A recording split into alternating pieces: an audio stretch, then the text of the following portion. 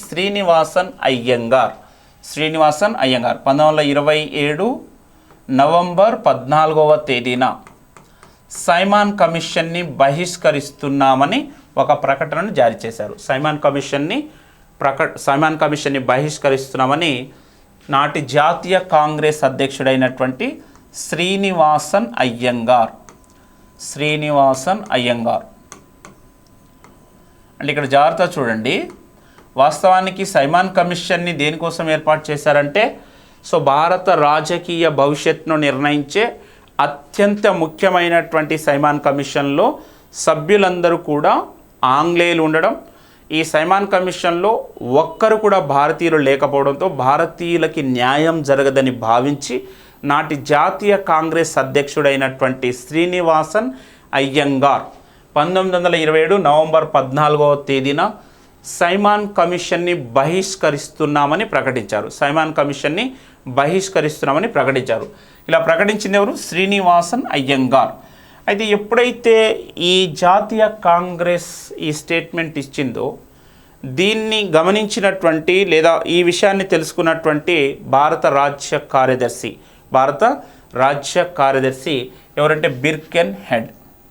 1927 November 24వ తేదీన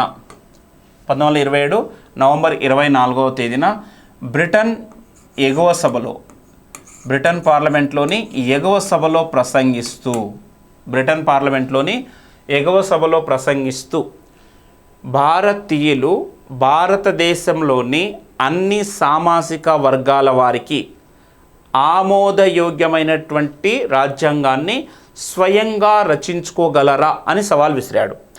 అంటే ఇక్కడ జాతీయ కాంగ్రెస్ సైమాన్ కమిషన్ని బహిష్కరిస్తున్నామని ఎప్పుడైతే ప్రకటించిందో ఈ విషయాన్ని తెలుసుకున్నటువంటి భారత రాజ్య కార్యదర్శి అయినటువంటి బిర్కెన్ హెడ్ 1927 నవంబర్ 24వ తేదీన బ్రిటన్ ఎగువ సభలో ప్రసంగిస్తూ భారతీయులు భారతదేశంలోని అన్ని సామాజిక వర్గాల వారికి ఆమోదయోగ్యమైనటువంటి రాజ్యాంగాన్ని స్వయంగా రచించుకోగలరా అని సవాల్ విసిరాడు.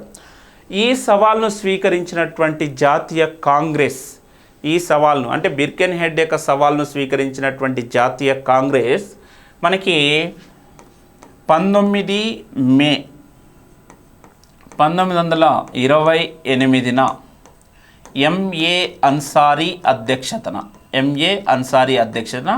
ముంబైలో అఖిలపక్ష సమావేశాన్ని ఏర్పాటు చేశారు.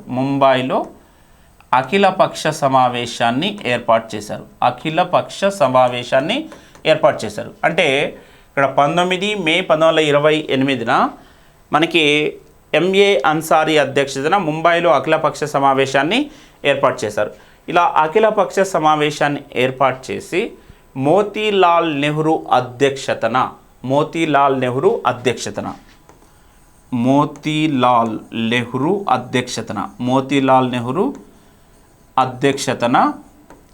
9 మంది సభ్యులతో ఒక ఉపసంఘాన్ని ఏర్పాటు చేశారు. అంటే ఎప్పుడైతే బిర్కెన్ హెడ్ సవాల్ విసిరాడో ఆ సవాల్ను స్వీకరించినటువంటి జాతీయ కాంగ్రెస్ ఇక్కడ 19 మే 1928న ఎంఏ అన్సారీ అధ్యక్షతన ముంబైలో అఖిలపక్ష సమావేశాన్ని ఏర్పాటు చేసింది. ఇలా అఖిలపక్ష సమావేశాన్ని ఏర్పాటు చేసి మోతీలాల్ నెహ్రూ అధ్యక్షతన 9 మంది సభ్యులతో ఒక ఉపసంఘాన్ని ఏర్పాటు చేసింది. ఇలా ఈ విధంగా ఏర్పాటు చేసినటువంటి ఈ మోతీలాల్ నెహ్రూ అధ్యక్షతన ఏర్పాటు చేసిన ఉపసంఘం కేవలం 3 నెలల్లోనే తన నివేదికను సమర్పించింది. 3 నెలల్లోనే తన నివేదికను సమర్పించింది. ఎప్పుడు 10th ఆగస్ట్ 1928 రోజున ఇక్కడ మోతీలాల్ నెహ్రూ తన యొక్క రిపోర్ట్ని నివేదించడం జరిగింది. మరి ఇక్కడ మోతీలాల్ నెహ్రూ రిపోర్ట్కి సంబంధించిన దాంట్లో సిఫార్సులు ఏంటో చూద్దాం. ఇక్కడ సిఫార్సులకు సంబంధించిన దాంట్లో తొలిసారిగా 19 రకాల ప్రాథమిక హక్కులను ప్రస్తావించింది. 19 రకాల హక్కులను ప్రస్తావించింది. 19 రకాల, మొదటిసారిగా 19 రకాల ప్రాథమిక హక్కులను ప్రస్తావించింది. నెక్స్ట్ రెండోది, భారతదేశానికి డొమినియన్ స్టేటస్ను కల్పించాలి. డొమినియన్ స్టేటస్, భారతదేశానికి స్వయం ప్రతిపత్తిని కల్పించాలి అని సూచించింది. భారతదేశానికి డొమినియన్ స్టేటస్ మీన్స్ స్వయం ప్రతిపత్తి. నెక్స్ట్ భాషా ప్రాయుక్త రాష్ట్రాలను ఏర్పాటు చేయాలని సూచించింది. భాషా ప్రాయుక్త రాష్ట్రాలను ఏర్పాటు చేయాలి. భాషా ప్రాయుక్త రాష్ట్రాలను ఏర్పాటు చేయాలని సూచించింది. భాషా ప్రాయుక్త రాష్ట్రాలను ఏర్పాటు చేయాలని సూచించింది. నెక్స్ట్ బెంగాల్, పంజాబ్లలో ఏర్పాటు చేసిన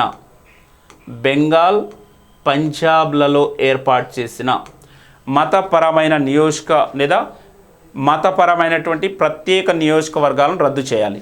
మతపరమైన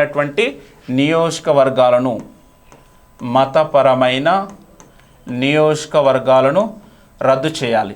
అంటే పంజాబ్, బెంగాల్లో ఏర్పాటు చేసినటువంటి మతపరమైనటువంటి నియోజకవర్గాలను రద్దు చేయాలి. నెక్స్ట్ కార్యనిర్వహణ శాఖ, శాసనశాఖకు బాధ్యత వహించాలి. కార్యనిర్వాహక శాఖ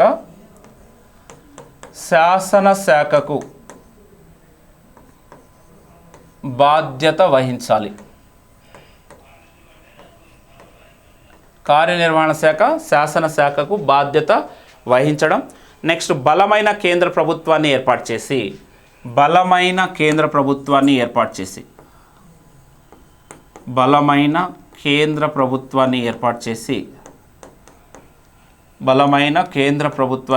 చేసి సో అవశిష్ట అంశాలపై అధికారాలు కేంద్రానికి కల్పించాలి. నెక్స్ట్ భారతదేశంలో సమైక్య వ్యవస్థను ఏర్పాటు చేయాలి. భారతదేశంలో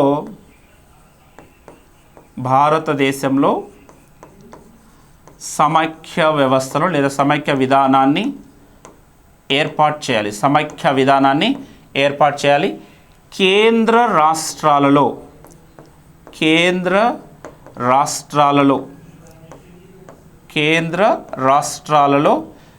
ద్విసభా విధానాన్ని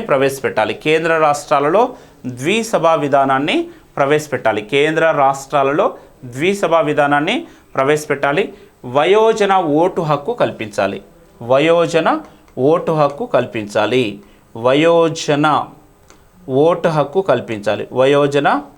ఓటు హక్కు కల్పించాలి అని సూచించింది. ఇవి నెహ్రూ రిపోర్టుకు సంబంధించిన దాంట్లో సిఫార్సులు. ఇక్కడ తొలిసారిగా 19 రకాల ప్రాథమిక హక్కులను ప్రస్తావించింది.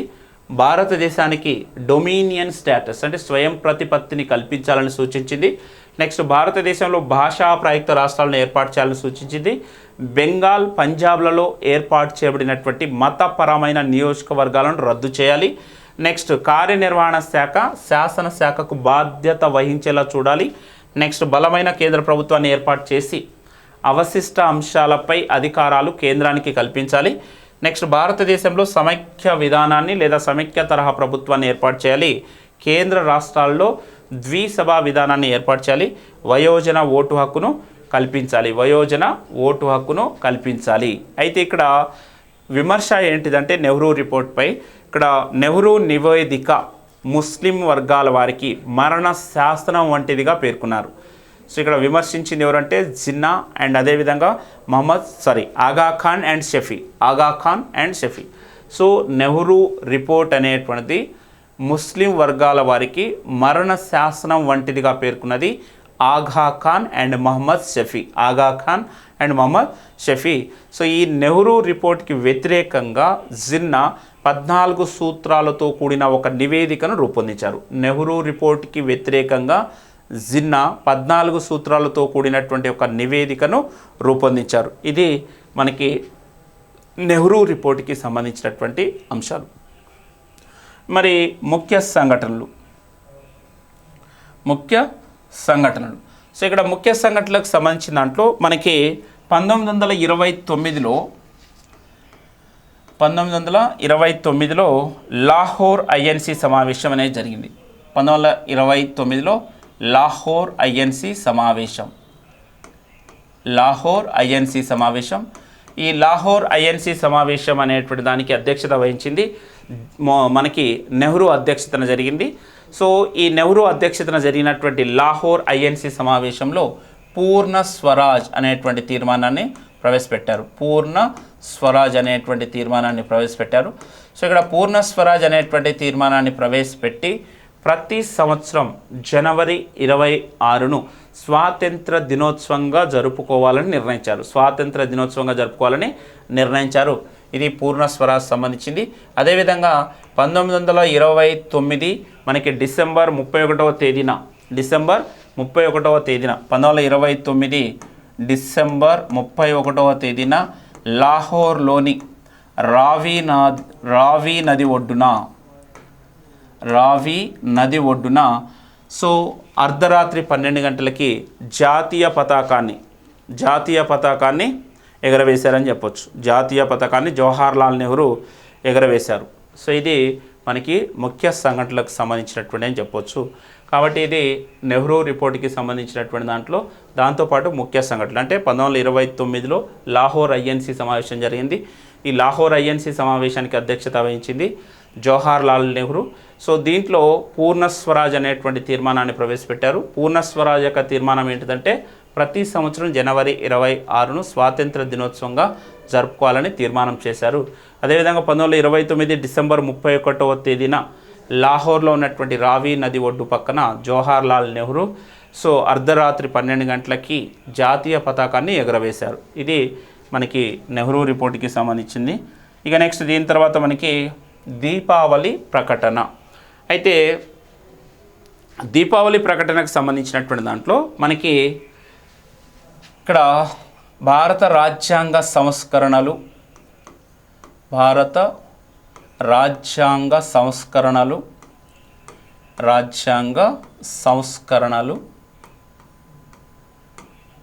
నెక్స్ట్ సైమాన్ కమిషన్ నివేదికపై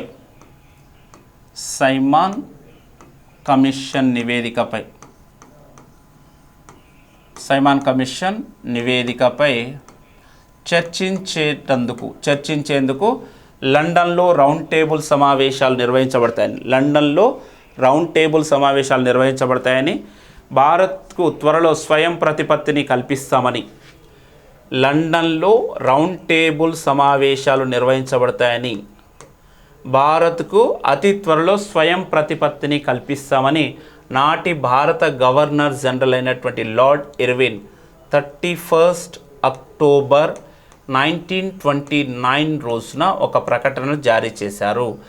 దీనినే దీపావళి ప్రకటన అని అంటారు అని చెప్తున్నాం. నెక్స్ట్ 1929లో బ్రిటన్లో జరిగినటువంటి ఎన్నికల్లో ఇక్కడ మనకి కన్జర్వేటివ్ పార్టీ అధికారాన్ని కోల్పోయి లేబర్ పార్టీ అధికారంలోకి వస్తుంది. సో లేబర్ పార్టీకి సంబంధించినటువంటి వ్యక్తి రామ్సే మెక్డొనాల్డ్ బ్రిటన్ ప్రధానమంత్రిగా నియమించబడతాడు. సో ఇతను ఒక ప్రకటన జారీ చేశాడు. సైమాన్ కమిషన్ నివేదికపై ఏర్పడిన ప్రతిష్టంభను తొలగించడం కోసమే లండన్లో రౌండ్ టేబుల్ సమావేశాలు నిర్వహించబడతాయని పేర్కొన్నారు. సో ఇది దీపావళి ప్రకటనకు సంబంధించిందండి. అంటే భారత రాజ్యాంగ సంస్కరణలు సైమాన్ కమిషన్ నివేదికపై చర్చించేటందుకు అతి త్వరలో లండన్లో రౌండ్ టేబుల్ సమావేశాలు నిర్వహించబడతాయి అని, అదేవిధంగా అతి త్వరలో భారతదేశాన్ని స్వయం ప్రతిపత్తి కల్పిస్తామని నాటి భారత గవర్నర్ జనరల్ అయినటువంటి లార్డ్ ఇర్విన్ సో ఇక్కడ 31 అక్టోబర్ 1929 ఒక ప్రకటన జారీ చేశారు. దీనినే దీపావళి ప్రకటన అంటారని చెప్పాం. ఇక నెక్స్ట్ 1929లో బ్రిటన్లో జరిగినటువంటి ఎన్నికల్లో కన్జర్వేటివ్ పార్టీ అధికారాన్ని కోల్పోయి లేబర్ పార్టీ అధికారంలోకి వస్తుంది. లేబర్ పార్టీకి సంబంధించినటువంటి వ్యక్తి రామ్సే మెక్డొనాల్డ్ బ్రిటన్ ప్రధానమంత్రిగా నియమించబడతాడు. ఇతను కూడా ఒక స్టేట్మెంట్ ఇస్తాడు. ఏంటి? సైమాన్ కమిషన్ నివేదికపై ఏర్పడిన ప్రతిష్టంభను తొలగించడం కోసమే లండన్లో రౌండ్ టేబుల్ సమావేశాలు నిర్వహించబడతాయని పేర్కొన్నారు. ఇది మనకి దీపావళి ప్రకటనకు సంబంధించింది. ఇక నెక్స్ట్ దీని తర్వాత మనకి రౌండ్ టేబుల్ సమావేశాలు. సో రౌండ్ టేబుల్ సమావేశాలకు సంబంధించిన దాంట్లో మనకి మొదటి రౌండ్ టేబుల్ సమావేశం అనేటువంటిది ఎప్పుడు జరిగింది? సో ఇక్కడ మొదటి రౌండ్ టేబుల్ సమావేశానికి సంబంధించిన దాంట్లో మనకి 12th నవంబర్ 1930 12th నవంబర్ 1930 నుంచి 19th జనవరి 1931 వరకు మొదటి రౌండ్ టేబుల్ సమావేశం జరిగింది. మొదటి రౌండ్ టేబుల్ సమావేశం 12th నవంబర్ 1930 నుంచి 19th జనవరి 1931 వరకు మొదటి రౌండ్ టేబుల్ సమావేశం జరిగింది. సో మొదటి రౌండ్ టేబుల్ సమావేశానికి సంబంధించిన దాంట్లో మనకి ఎక్కడ రౌండ్ టేబుల్ సమావేశం అంటే లండన్లోని జేమ్స్ ప్యాలెస్, లండన్లోని జేమ్స్ ప్యాలెస్ నందు, జేమ్స్ ప్యాలెస్, లండన్లోని జేమ్స్ ప్యాలెస్ నందు మనకి మొదటి రౌండ్ టేబుల్ సమావేశం జరిగింది. సో ఈ సమావేశానికి అధ్యక్షత వహించింది బ్రిటన్ ప్రధానమంత్రి అయినటువంటి రామ్సే మెక్డొనాల్డ్, రామ్సే మెక్డొనాల్డ్ దీనికి అధ్యక్షత వహించారు. సో ఈ సమావేశానికి హాజరైనటువంటి ప్రతినిధుల సంఖ్య 89 మంది. ఈ సమావేశానికి హాజరైనటువంటి ప్రతినిధుల సంఖ్య 89 మంది. మరి దీనికి సంబంధించిన దాంట్లో మొదటి రౌండ్ టేబుల్ సమావేశాన్ని ఐఎన్సి బహిష్కరించింది. ఐఎన్సి భారత జాతీయ కాంగ్రెస్ మొదటి రౌండ్ టేబుల్ సమావేశాన్ని బహిష్కరించింది. అయితే ఈ బహిష్కరించింది. సో దీనికి బహిష్కరించడానికి 2 కారణాలు ఉన్నాయండి. సో కారణాలకు సంబంధించిన దాంట్లో ఒకటి, శాసన ఉల్లంఘన ఉద్యమంలో జాతీయ కాంగ్రెస్ నాయకులను అరెస్ట్ చేయడం. శాసన ఉల్లంఘన ఉద్యమ కాలంలో జాతీయ కాంగ్రెస్ నాయకులను అరెస్ట్ చేయడం. రెండోది మనకి సంపూర్ణ మరియు బాధ్యతాయుతమైనటువంటి పాలనపై చర్చిస్తామని, అంటే సంపూర్ణ మరియు బాధ్యతాయుతమైనటువంటి పాలనపై చర్చిస్తామని ఖచ్చితమైనటువంటి హామీ ఇవ్వనందున జాతీయ కాంగ్రెస్ ఈ మొదటి రౌండ్ టేబుల్ సమావేశాన్ని బహిష్కరించింది. సంపూర్ణ మరియు బాధ్యతాయుతమైనటువంటి పాలనపై చర్చిస్తామని ఖచ్చితమైనటువంటి హామీ ఇవ్వనందున జాతీయ కాంగ్రెస్ మొదటి రౌండ్ టేబుల్ సమావేశాన్ని బహిష్కరించింది. రెండో కారణం, శాసన ఉల్లంఘన ఉద్యమ కాలంలో జాతీయ కాంగ్రెస్ నాయకులు అరెస్ట్ చేయబడి ఉండడం. మరి చర్చ దేనిపై జరిగింది అంటే చర్చ భావి భారత రాజ్యాంగాన్ని సమైక్యంగా కొనసాగించాలా లేదా ఏకకేంద్రంగా ఉండాలా అనే అంశం మీద చర్చించారు. అంటే భావి భారత రాజ్యాంగాన్ని సమైక్యంగా కొనసాగించాలా లేదా ఏకకేంద్ర రాజ్యంగా కొనసాగించాలా అనేటువంటి దానిపై చర్చించారు. అయితే ఈ చర్చల్లో జాతీయ కాంగ్రెస్ పాల్గొనకపోవడం వలన ఎలాంటి పురోగతి అనేటువంటిది కనిపించదు. దీంతో ఈ మొదటి రౌండ్ టేబుల్ సమావేశాన్ని బ్రిటిష్ ప్రభుత్వం అర్ధాంతరంగా రద్దు చేస్తుంది. అయితే ఈ సమావేశానికి సంబంధించిన దాంట్లో మనకి మొదటి రౌండ్ టేబుల్ సమావేశానికి సంబంధించిన దాంట్లో ఇక్కడ ముస్లిం లీగ్ నుండి మొదటి రౌండ్ టేబుల్ సమావేశానికి హాజరైనటువంటి వారిలో కొంతమందిలో ముస్లిం లీగ్ నుండి మనకి ముస్లిం లీగ్ నుండి మహమ్మద్ అలీ జిన్నా అండ్ ఆగా ఖాన్, అదేవిధంగా అఖిల భారత హిందూ మహాసభ నుండి అఖిల భారత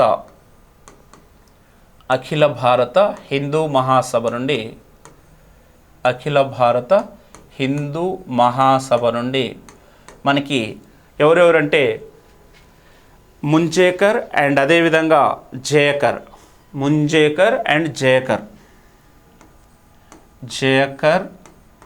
అండ్ ముంజే.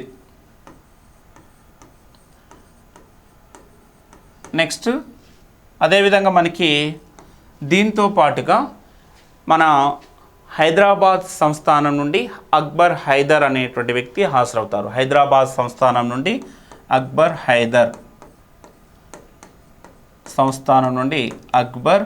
హైదర్. నెక్స్ట్ అదేవిధంగా మనకి అణగారిన వర్గాల నుండి అంబేద్కర్ హాజరవుతారు. నెక్స్ట్ దాంతోపాటుగా మనకి జస్టిస్ పార్టీ నుంచి రామస్వామి మొదీలియార్, జస్టిస్ పార్టీ నుంచి రామస్వామి మొదీలియార్. సో లిబరల్ పార్టీ నుంచి తేజ్ బహదూర్ సఫ్రు చింతామణి హాజరవుతారు. ఇది మొదటి రౌండ్ టేబుల్ సమావేశానికి సంబంధించింది. అయితే ఈ మొదటి రౌండ్ టేబుల్ సమావేశానికి సంబంధించిన దాంట్లో హాజరైన ప్రతినిధులు అంటే 89 మంది. అండ్ మొదటి రౌండ్ టేబుల్ సమావేశాన్ని బహిష్కరించింది ఏదంటే జాతీయ కాంగ్రెస్ పార్టీ. బహిష్కరించడానికి కారణాలంటే ఒకటి, సంపూర్ణ బాధ్యతాయుతమైన పాలనపై చర్చిస్తామని ఖచ్చితమైనటువంటి హామీ ఇవ్వనందున. రెండోది, శాసన ఉల్లంఘన ఉద్యమంలో జాతీయ కాంగ్రెస్ నాయకులు అరెస్టు కాబడి ఉండడం. సో చర్చ దేనిపై జరిగిందంటే భావి భారత రాజ్యాంగాన్ని సమైక్యంగా కొనసాగించాలా లేదా ఏకకేంద్ర రాజ్యంగా ఉంచాలా అనేటువంటి దానిపై చర్చించారు. సో ఈ చర్చల్లో ఎలాంటి పురోగతి అనేటువంటిది కనిపించదు. దీంతో అర్ధాంతరంగా మొదటి రౌండ్ టేబుల్ సమావేశం అనేటువంటిది రద్దు అవుతుంది. సో ఇది మనకి మొదటి రౌండ్ టేబుల్ సమావేశం. ఇక నెక్స్ట్ దీని తర్వాత మనకి గాంధీ ఇర్విన్ ఒప్పందం. అయితే గాంధీ ఇర్విన్ ఒప్పందానికి సంబంధించిన దాంట్లో మనకి ఇక్కడ కాంగ్రెస్ ప్రాతినిధ్యం లేకుండా రాజ్యాంగ సంస్కరణలపై ఎన్ని సమావేశాలు నిర్వహించినా ఫలితం ఉండదని బ్రిటిష్ ప్రభుత్వం భావించి రెండవ రౌండ్ టేబుల్ సమావేశంలో గాంధీజీ హాజరయ్యే విధంగా చర్యలు చేపట్టాలని భారత గవర్నర్ జనరల్ అయినటువంటి లార్డ్ ఇర్విన్ని బ్రిటిష్ ప్రభుత్వం ఆదేశిస్తుంది.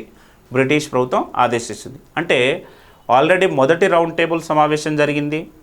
మొదటి రౌండ్ టేబుల్ సమావేశంలో జాతీయ కాంగ్రెస్ అనేటువంటిది హాజరు కాకపోవడం, ఇలా జాతీయ కాంగ్రెస్ హాజరు కాకపోవడం వల్ల మొదటి రౌండ్ టేబుల్ సమావేశంలో ఎలాంటి పురోగతి అనేటువంటిది కనిపించదు. దీంతో మనకి బ్రిటిష్ ప్రభుత్వం ఏం చేస్తుందంటే అతి త్వరలో జరిగేటటువంటి రెండవ రౌండ్ టేబుల్ సమావేశానికి గాంధీజీ హాజరయ్యే విధంగా చర్యలు చేపట్టాలని భారత గవర్నర్ జనరల్ అయినటువంటి లార్డ్ ఇర్విన్ని బ్రిటిష్ ప్రభుత్వం ఆదేశిస్తుంది. సో ఇప్పుడు బ్రిటిష్ ప్రభుత్వం యొక్క ఆదేశాన్ని పాటిస్తూ ఇర్విన్ ఈ శాసన ఉల్లంఘన ఉద్యమంలో అరెస్ట్ అయినటువంటి జాతీయ ఉద్యమ నాయకులను మరియు గాంధీజీని విడుదల చేస్తారు. ఇలా విడుదల చేసినటువంటి క్రమంలో గాంధీజీకి మరియు ఇర్విన్ మధ్యన మధ్యవర్తిత్వం వహించినటువంటి వారు sir Tej Bahadur Sapru and MR Jayakar. అంటే ఇక్కడ గాంధీజీకి మరియు ఇర్విన్కి మధ్యవర్తిత్వం వహించింది ఎవరు అని అడగచ్చు, sir Tej Bahadur Sapru and MR Jayakar. So ఇప్పుడు ఆల్రెడీ బ్రిటిష్ ప్రభుత్వం యొక్క ఆదేశాలను అనుసరించి